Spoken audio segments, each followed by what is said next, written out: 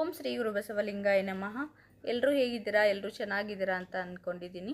ಇವತ್ತು ನಾನು 12ನೇ ಶತಮಾನ ಅಂದರೆ ನಮಗೆ ನೆನಪಾಗುವುದೇ ಅನ್ನ ಬಸವಣ್ಣನವರು ಅಂತ. ಅನ್ನ ಬಸವಣ್ಣನವರು ಹೇಳಿರುವ ಸಪ್ತ ಸೂತ್ರಗಳಂತಾರೆ ಇದಕ್ಕೆ ಅಂತ ಒಂದು ವಚನವನ್ನು ಹೇಳುತ್ತೇನೆ. ಇಷ್ಟವಾದಲ್ಲಿ ಲೈಕ್ ಮಾಡಿ, ಶೇರ್ ಮಾಡಿ, ಹಾಗೆ ಸಬ್ಸ್ಕ್ರೈಬ್ ಮಾಡಿಕೊಂಡು ನೋಡಿ. ಕಳಬೇಡ, ಕೊಲಬೇಡ, ಹುಸಿಯ ನುಡಿಯಲು ಬೇಡ, ಮುನಿಯಬೇಡ, ಅನ್ಯರಿಗೆ ಅಸಹ್ಯ ಪಡಬೇಡ, ತನ್ನ ಬನ್ನಿಸಬೇಡ, ಇದಿರು ಹಳಿಯಲು ಬೇಡ. ಇದೇ ಅಂತರಂಗ ಶುದ್ಧಿ, ಇದೇ ಬಹಿರಂಗ ಶುದ್ಧಿ, ಇದೇ ನಮ್ಮ ಕೂಡಲ ಸಂಗಮ ದೇವರನ್ನೊಲಿಸುವ ಪರಿ. ಎಷ್ಟು ಅದ್ಭುತವಾಗಿ ಹೇಳಿದರೆ ನೋಡಿ ಅಪ್ಪ ಬಸವಣ್ಣನವರು.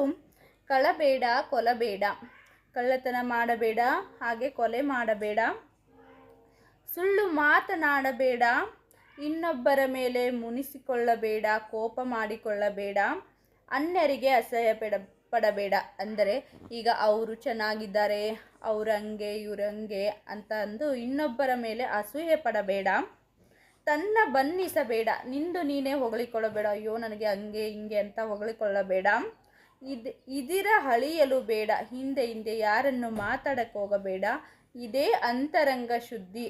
ಇಷ್ಟೇ. ಈ ಸಪ್ತ ಸೂತ್ರಗಳನ್ನು ನಾವು ಅರ್ಥ ಮಾಡಿಕೊಂಡರೆ ನಮ್ಮಂತಹ ಶುದ್ಧರು ಇನ್ಯಾರೂ ಇಲ್ಲ. ಇದೇ ಅಂತರಂಗ ಶುದ್ಧಿ, ಇದೇ ಬಹಿರಂಗ ಶುದ್ಧಿ, ಇದೇ ನಮ್ಮ ಕೂಡಲ ಸಂಗಮ ದೇವನೊಲಿಸುವ ಪರಿ. ಅಂದರೆ ಈ ಎಲ್ಲ ಸಪ್ತ ಸೂತ್ರಗಳನ್ನು ನಾವು ನಮ್ಮ ಜೀವನದಲ್ಲಿ ಅಳವಡಿಸಿಕೊಂಡರೆ ದೇವರು ನಮಗೆ ಒಲಿಯುತ್ತಾನೆ ಅಂತ ಎಷ್ಟು ಚೆನ್ನಾಗಿ ವಿವರಿಸಿದ್ದಾರೆ.